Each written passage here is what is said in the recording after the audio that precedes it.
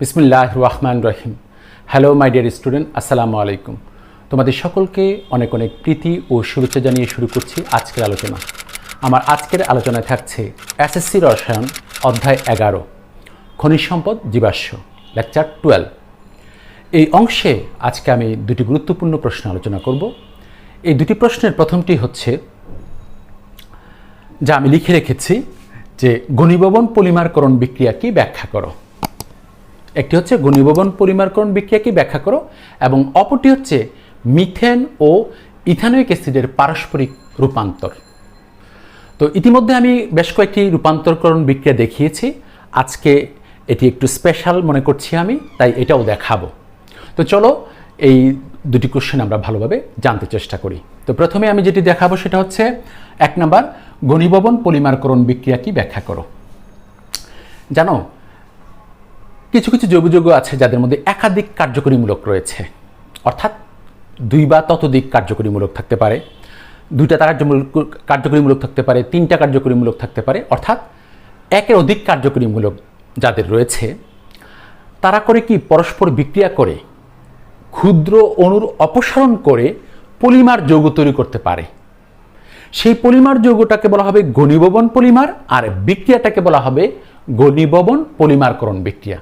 তাহলে আমি যদি সাজিয়ে বিষয়টা বলি তাহলে হবে এরকম: যে সকল যৌগে 2 বা ততোধিক কার্যকরীমূলক রয়েছে, সেরকম মনোমারগুলো পরস্পরের সাথে যুক্ত হয়ে ক্ষুদ্র অণু অপসারণের মাধ্যমে যদি কোনো পলিমার অণু গঠন করে, তখন সেই পলিমার অণুকে বলা হয় ঘনীভবন পলিমার, আর বিক্রিয়াটিকে বলা হয় ঘনীভবন পলিমারকরণ বিক্রিয়া। আসো আমি একটু লিখছি এবং বিক্রিয়ার মাধ্যমে তোমাদেরকে সেটা দেখাচ্ছি। আমি 1 নংয়ের উত্তর লিখছি। 1 নংয়ের উত্তর হচ্ছে, যদি 2 বা ততোধিক, ন্যূনতম 2টা থাকতে হবে কার্যকরীমূলক, 2 বা ততোধিক, যদি 2 বা ততোধিক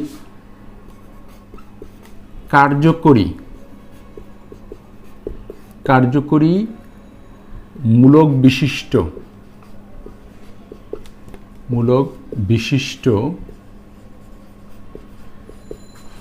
মনোমারগুলো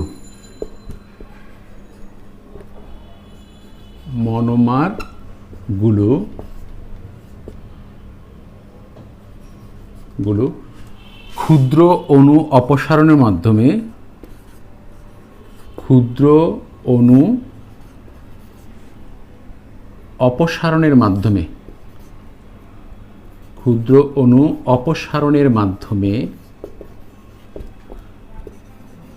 অপসারণের মাধ্যমে পরস্পর যুক্ত হয়ে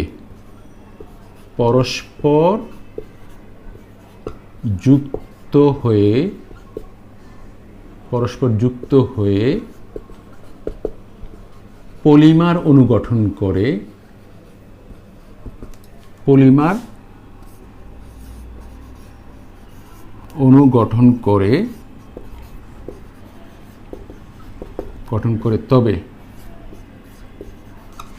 তবে সেই পলিমার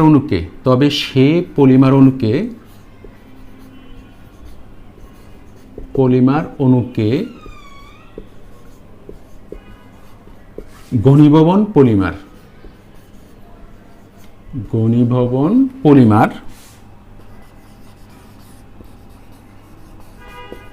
পলিমার এবং বিক্রিয়াটিকে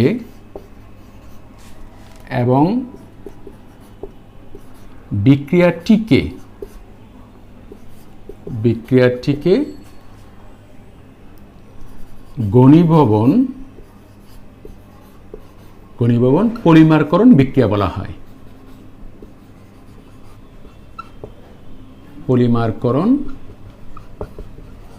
বিক্রিয়া বলা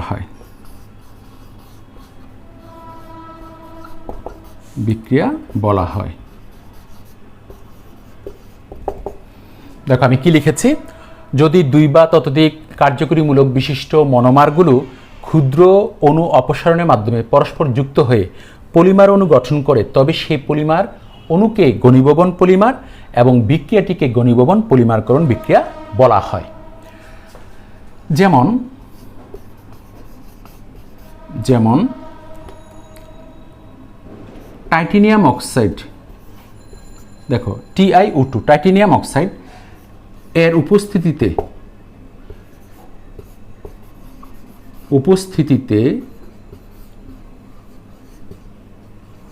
উপস্থিতিতে এডিপিক অ্যাসিড, দেখো এডিপিক অ্যাসিডের সংকেত কেমন, এটা আমি রিঅ্যাকশন লেখার সময় দেখাবো কেমন। টাইটেনিয়াম অক্সাইডের উপস্থিতিতে এডিপিক অ্যাসিড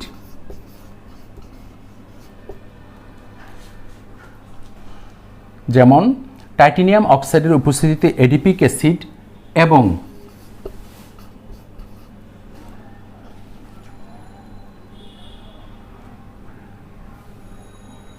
টাইটেনিয়াম অক্সাইডের উপস্থিতিতে এডিপিক অ্যাসিড এবং হেক্সামিথিলিন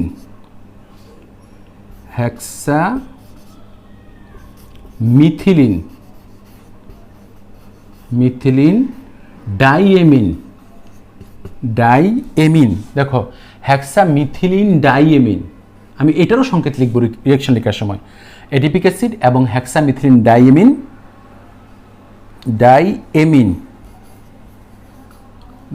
বিক্রিয়া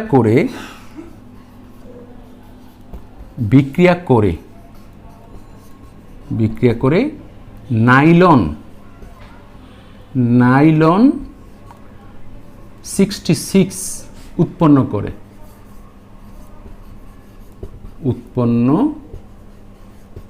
করে। জানো নাইলন 66 উৎপন্ন করে। এই বিক্রিয়া একটি ঘনীভবন পলিমারকরণ বিক্রিয়া। আমরা এই কথাটাও লিখব এবং রিঅ্যাকশনটা লিখব। তো এখন যা লিখেছি তোমাদেরকে একটু বলি। যেমন টাইটেনিয়াম অক্সাইডের উপস্থিতিতে এডিপিক অ্যাসিড এবং হেক্সামিথিলিন ডাইএমিন বিক্রিয়া করে নাইলন 66 উৎপন্ন করে। এটুকু আশা করি তোমরা লিখে নিয়েছ। এবার আমরা লিখব এই বিক্রিয়া একটি ঘনীভবন পলিমারকরণ বিক্রিয়া। আশা করি তোমরা লিখে নিয়েছ। আমি মুছে ফেললাম। এই বিক্রিয়া একটি, দেখো মুছে ফেললাম।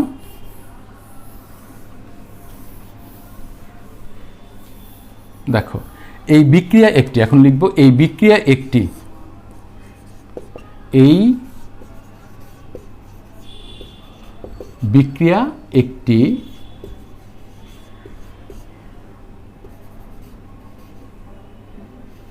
ঘনীভবন পলিমারকরণ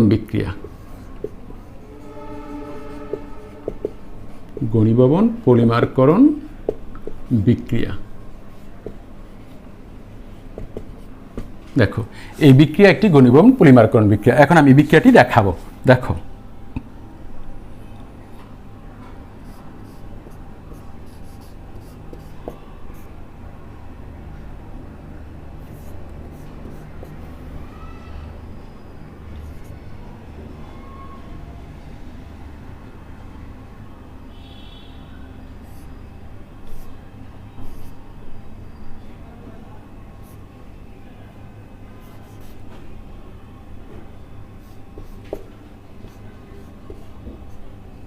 দেখো হেক্সামিথিলিন কেন বলা হলো? হেক্সামিথিলিন বলা হলো CH2 6টা আছে বলে। CH2 মূলকের নাম মিথিলিন মূলক। যেহেতু 6টা CH2 আছে এই জন্য 6 মানে হেক্সামিথিলিন। এই যে হেক্সামিথিলিন ডাইএমিন, এমিনো মূলক থাকলে এমিন বলতে হয়। যেহেতু এখানে একটা NH2 এখানে একটা NH2 এই জন্য ডাইএমিন। এরপর দেখো এডিপিক অ্যাসিড হচ্ছে এরকম।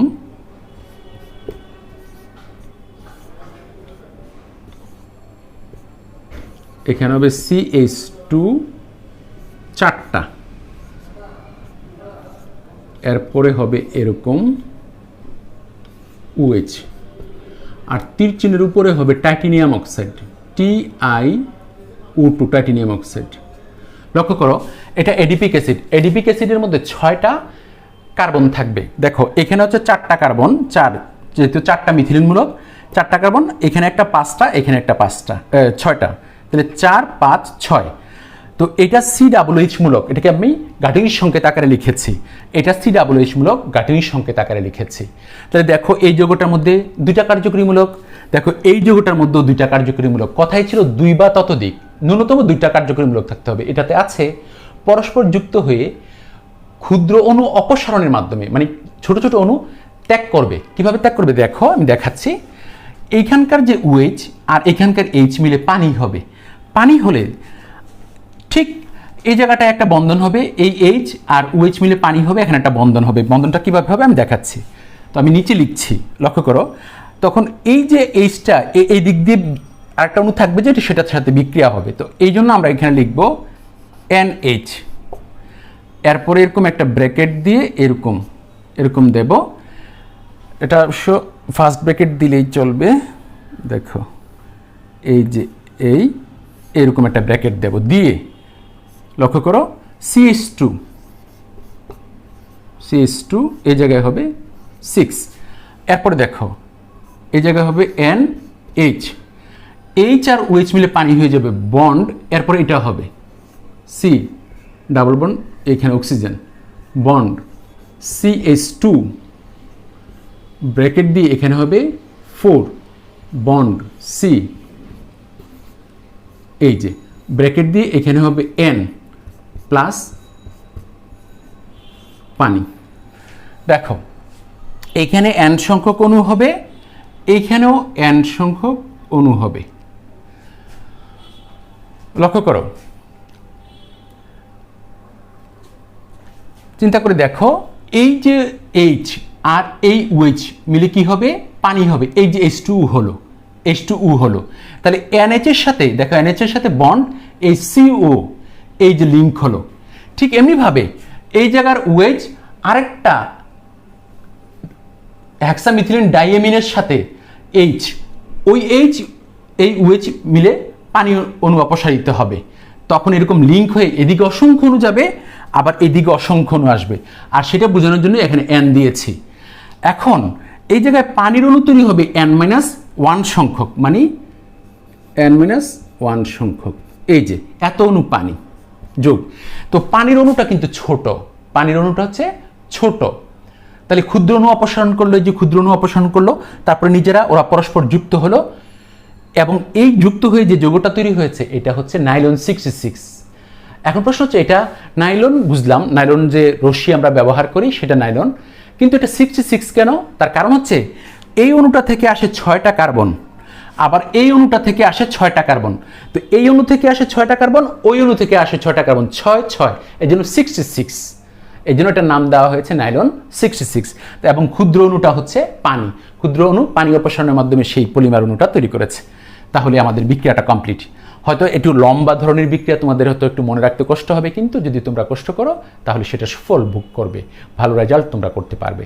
তাহলে দেখো, তাহলে এইভাবে মনে রাখবে এই NH2টাকে একটা বন্ড H দিয়ে আমরা লিখেছি, এরপরে এইরকম হেক্সামিথিলিন ডাইএমিন, তারপরে এডিপিক অ্যাসিড, এটা হচ্ছে হেক্সামিথিলিন ডাইএমিন আর এটার নাম হচ্ছে এডিপিক অ্যাসিড। এই দুটা বিক্রিয়া করে নাইলন 66 তৈরি করে আর N-1 সংখ্যক পানির অণু তৈরি করে।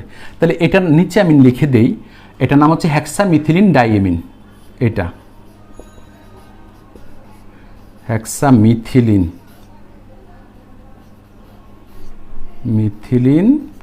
ডাইএমিন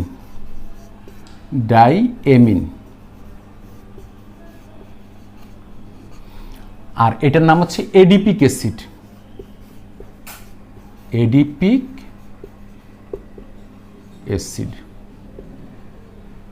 যে এডিপিক অ্যাসিড, বাস। এটা হচ্ছে হেক্সামিথিলিন ডাইমিন, এই প্লাসের আগ পর্যন্ত, প্লাসের পরে হচ্ছে এডিপিক অ্যাসিড, আর এটা বিক্রিয়া করে এটার নাম হচ্ছে নাইলন 66। দেখো নাইলন 66, এই হচ্ছে রিঅ্যাকশন। তাহলে এটাই হচ্ছে ঘনীভবন পলিমারকরণ বিক্রিয়া। আর নাইলন 66 হচ্ছে ঘনীভবন পলিমার। নাইলন 66 হচ্ছে ঘনীভবন পলিমার। আলহামদুলিল্লাহ, আশা করি তোমরা লিখেছ। আমি 1 নাম্বার কমপ্লিট করলাম, এটা মুছে ফেললাম।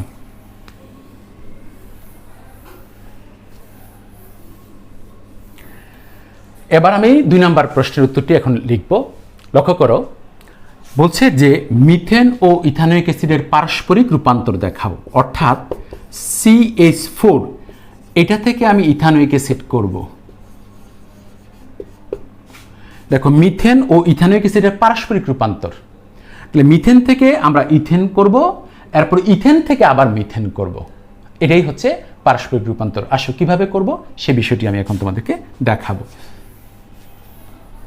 দেখো 2 নম্বরের অ্যান্সার লিখছি, মিথেন ও ইথানোয়িক অ্যাসিডের পারস্পরিক রূপান্তর নিম্নে দেখানো হলো। মিথেন ও ইথানোয়িক অ্যাসিডের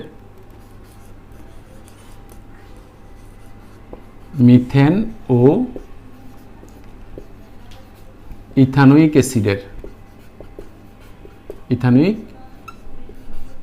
অ্যাসিডের পারস্পরিক রূপান্তর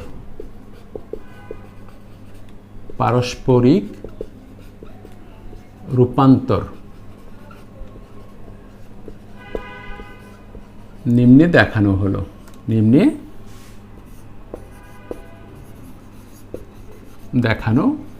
হলো।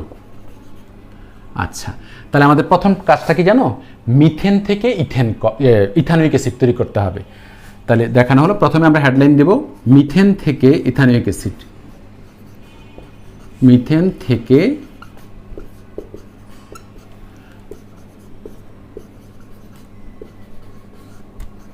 ইথানোয়িক অ্যাসিড, এটা হচ্ছে আমাদের প্রথম কাজ। মিথেন থেকে ইথানোয়িক অ্যাসিড তৈরি করা হচ্ছে আমাদের প্রথম কাজ। জানো, মিথেনের মধ্যে 1টা কার্বন থাকে আর ইথানোয়িক অ্যাসিডের মধ্যে 2টা কার্বন থাকে, তাহলে কার্বন বাড়াতে হবে। উডস বিক্রিয়ার মাধ্যমে কার্বন বাড়ানো যায়। তোমরা সেই বিক্রিয়াটি পড়েছো, আমি তোমাদেরকে অ্যালকেন প্রস্তুতির 2টি মূলনীতির মধ্যে সেটা পড়িয়েছি। তাহলে এখন আমি এই মুহূর্তে মিথেন থেকে ইথেন করব, ইথেন থেকে তারপর ইথানোয়িক অ্যাসিড করব। দেখো কিভাবে করছি। আমরা লিখব মিথেনকে, দেখো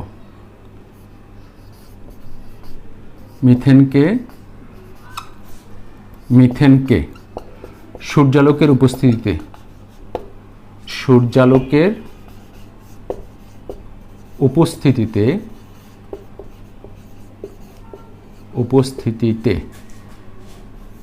ক্লোরিন এর সাথে বিক্রিয়া ঘটালে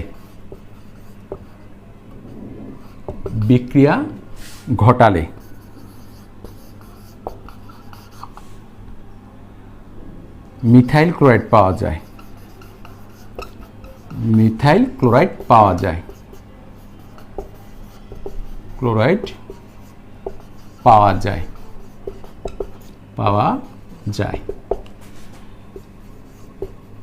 এই মিথাইল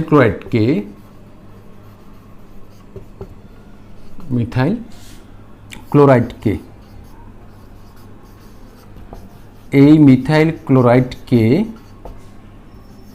উডস বিক্রিয়া ঘটালে, দেখো উডস বিক্রিয়া ঘটালে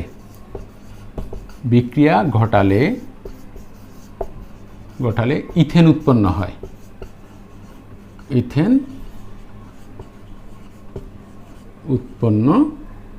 হয়।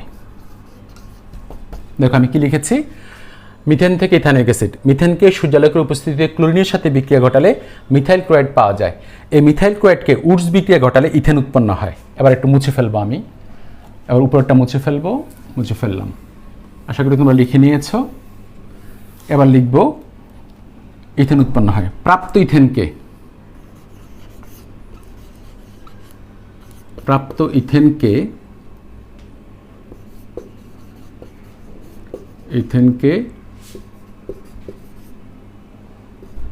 সূর্যালোকের উপস্থিতিতে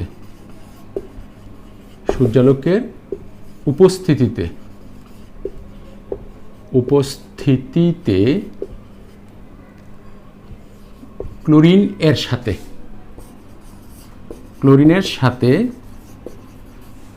বিক্রিয়া ঘটালে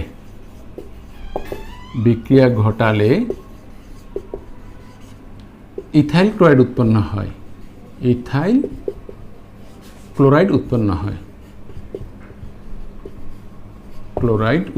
হয়। তাহলে এটা মুছে ফেললাম। দেখো ইথাইল ক্লোরাইড উৎপন্ন হয়।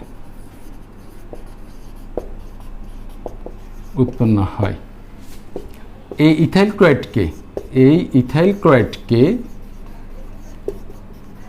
ক্লোরাইডকে ক্লোরাইডকে, এই ইথাইল ক্লোরাইডকে জলীয় সোডিয়াম হাইড্রোক্সাইড এর সাথে বিক্রিয়া ঘটালে ইথানল উৎপন্ন হয়। ইথানল উৎপন্ন হয়। প্রাপ্ত ইথানলকে পটাশিয়াম ডাইক্রোমেট K2Cr2O7 এবং গাঢ় H2SO4 দ্বারা জারিত করলে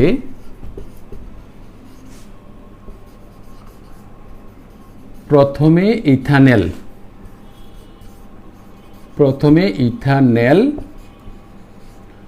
ও পরে ইথানোয়িক অ্যাসিড পাওয়া যায়। দেখো কি লিখেছি, প্রাপ্ত ইথেনকে সূর্যালোকের উপস্থিতিতে ক্লোরিনের সাথে বিক্রিয়া ঘটালে ইথাইল ক্লোরাইড উৎপন্ন হয়। এই ইথাইল ক্লোরাইডকে জলীয় সোডিয়াম হাইড্রোক্সাইডের সাথে বিক্রিয়া ঘটালে ইথানল উৎপন্ন হয়।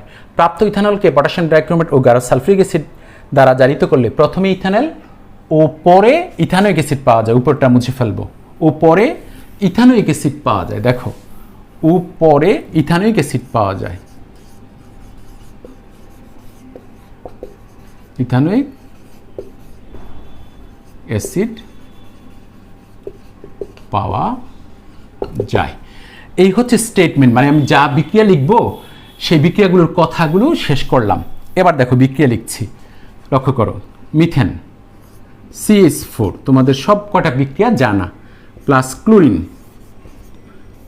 এখানে হবে সূর্যালোক, সূর্যের আলো আর কি, সূর্যালোক দিলে হবে methyl chloride CH3Cl plus HCl। এবার আমরা মিথাইল ক্লোরাইড নেব। দেখো মিথাইল ক্লোরাইড, 2 অণু মিথাইল ক্লোরাইড লাগবে, 2 পরমাণু সোডিয়াম লাগবে, এখানে লাগবে অনার্দ্র ইথার।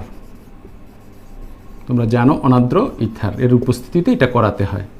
অনার্দ্র ইথারের উপস্থিতিতে ইথারের মধ্যে মিথাইল ক্লোরাইড দ্রবীভূত করে ধাতব সোডিয়াম সহ রিফ্লাক্স করলে কিংবা উত্তপ্ত করলে সেটা হয়ে যায়। এরকম হবে ethane CH3 bond CH3 plus 2 অণু সোডিয়াম ক্লোরাইড। দেখো এটা কিন্তু তোমরা জানো ইথেন তৈরি হয় CH3 বন্ড CH3। এবার দেখো CH3 বন্ড CH3, এইবারের রিয়াকশানগুলো একটু বেশি, তোমাদের একটু কষ্ট করে মনে রাখতে হবে। প্লাস এখানে দেব ক্লোরিন, এই জায়গায় দেব সূর্যালোক। এটা প্র্যাকটিস করলে তোমাদের অনেক কিছু জানা হয়ে যাবে। সূর্যালোক, আচ্ছা দেখো এটা হবে ethyl chloride CH3 bond CH2 bond Cl plus HCl। এবার দেখো ইথাইল ক্লোরাইড পেয়ে গেলাম, CH3 bond CH2 bond Cl plus sodium hydroxide. এটা কিন্তু জলীয়, মানে অ্যাকিউ, জলীয় মানে অ্যাকোয়াস। বিক্রিয়া ঘটালে এরকম হবে। দেখো CH3 bond CH2 bond OH plus দেখো সোডিয়াম ক্লোরাইড হবে, এই যে সোডিয়াম ক্লোরাইড। তাহলে 4টা বিক্রিয়া লিখা হয়ে গেল, 4টা বিক্রিয়া লিখা হয়ে গেল। আমি উপরেরগুলো মুছে ফেলবো। এবার ইথানল নেব। হ্যাঁ, এই 4টা লিখে নাও। এই 4টা লিখে নেওয়ার পরে আরও 2টা বিক্রিয়া বাকি আছে। হ্যাঁ, আশা করি লিখে নিয়েছো। মুছে ফেললাম। এরপর দেখো যে 2টা বাকি আছে, এটা নেব এবার। CH3 bond CH2 OH plus এখানে হবে জায়মান অক্সিজেন। কোত্থেকে আসবে? এই যে পটাশিয়াম ডাইক্রোমেট K2Cr2O7, আর এই জায়গায় হবে সালফিউরিক অ্যাসিড H2SO4। বিক্রিয়া করলে প্রথমে ইথানল হবে CH3 বন্ড CHO প্লাস পানি। দেখো এখানকার একটা হাইড্রোজেন আর এখানকার OH নিয়ে দেখো এখানকার হাইড্রোজেন, এখানকার OH এর হাইড্রোজেন, CH2 এর একটা হাইড্রোজেন, দুটো হাইড্রোজেন আর একটা অক্সিজেন মিলে হবে পানি, আর এই জায়গায় হয়ে যাবে CH3CHO। দেখো এটা ইথানল হয়েছে। এবার ইথানলকে দেখো CH3 bond CHO plus German oxygen. আমি এখানকার একটা রিয়েকশন মুছে ফেলবো, দুইটাই মুছে ফেললাম কারণ এগুলো তোমরা লিখে নিয়েছো। এরপরে এটার মধ্যে আগের একই condition, potassium dichromate K2Cr2O7 plus এই যে সালফিউরিক অ্যাসিড H2SO4। এরপর দেখো জাস্ট এই অক্সিজেনটা এটার সাথে যুক্ত হয়ে ইথানোয়িক অ্যাসিড হয়ে যাবে CH3COOH। এইভাবে আমরা ইথানোয়িক অ্যাসিড তৈরি করতে পারি। এটা ইথানোয়িক অ্যাসিড, ইথানোয়িক অ্যাসিড। তাহলে এখন যেভাবে আমি করলাম টোটাল 6টা রিয়েকশন হলো, 6টা রিয়েকশনের মাধ্যমে এভাবে মিথেন থেকে আমি ইথানোয়িক অ্যাসিড তৈরি করতে পারি। তাহলে মিথেন থেকে ইথানোয়িক অ্যাসিড তৈরি হয়ে গেল, এবার ইথানোয়িক অ্যাসিড থেকে আমাকে মিথেন তৈরি করতে হবে। এবার দেখো মুছে ফেললাম, এবার লিখব ইথানোয়িক অ্যাসিড থেকে মিথেন। দেখো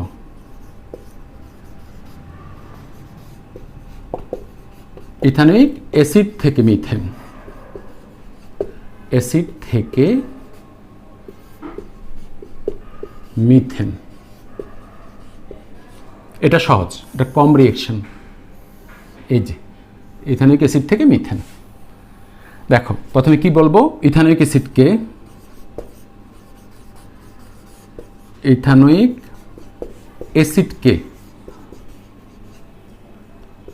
অ্যাসিডকে সোডিয়াম হাইড্রোক্সাইড এর সাথে বিক্রিয়া ঘটালে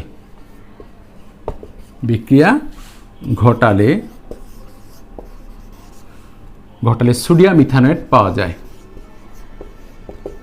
সোডিয়াম ইথানয়েট পাওয়া যায়, ইথানয়েট পাওয়া যায়।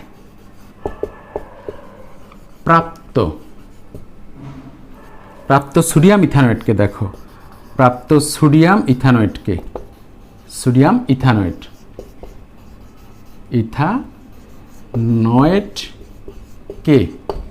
এখানে হচ্ছে এরকম, এটার সংকেত হচ্ছে CH3COONA। দেখো সোডিয়াম ইথানয়েট পাওয়া যায়। প্রাপ্ত সোডিয়াম ইথানয়েটকে সোডা লাইম সহযোগে, সোডিয়াম হাইড্রোক্সাইড আর ক্যালসিয়াম অক্সাইডের মিশ্রণকে সোডা লাইম বলে। তাহলে সোডিয়াম ইথানয়েট পাওয়া যায়, আচ্ছা পাওয়া যায়। প্রাপ্ত সোডিয়াম ইথানয়েটকে সোডা লাইম সহযোগে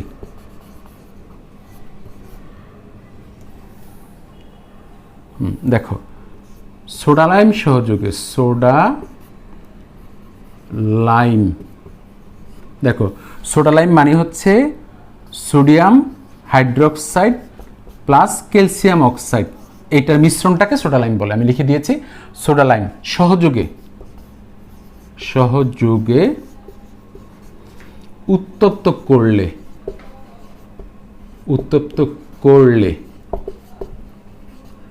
মিথেন পাওয়া যায়, মিথেন পাওয়া যায়। এখন আমরা বিক্রিয়া লিখব। দেখো কি লিখেছি, ইথানোয়িক অ্যাসিড থেকে মিথেন। ইথানোয়িক অ্যাসিডকে সোডিয়াম হাইড্রোক্সাইডের সাথে বিক্রিয়া ঘটালে সোডিয়াম ইথানয়েট পাওয়া যায়। প্রাপ্ত সোডিয়াম ইথানয়েটকে সোডা লাইম সহযোগে উত্তপ্ত করলে মিথেন পাওয়া যায়। ব্যাস হয়ে গেল। এখন আমি এটাকে মুছে ফেলবো রিয়েকশন লেখার জন্য। দেখো রিয়েকশনটা লিখবো আমি এখন। রিয়েকশন লিখলে আমাদের অ্যান্সার শেষ। রিয়েকশনটা হচ্ছে এরকম, CH3COOH প্লাস সোডিয়াম হাইড্রোক্সাইড, এটা হবে CH3COONA প্লাস পানি।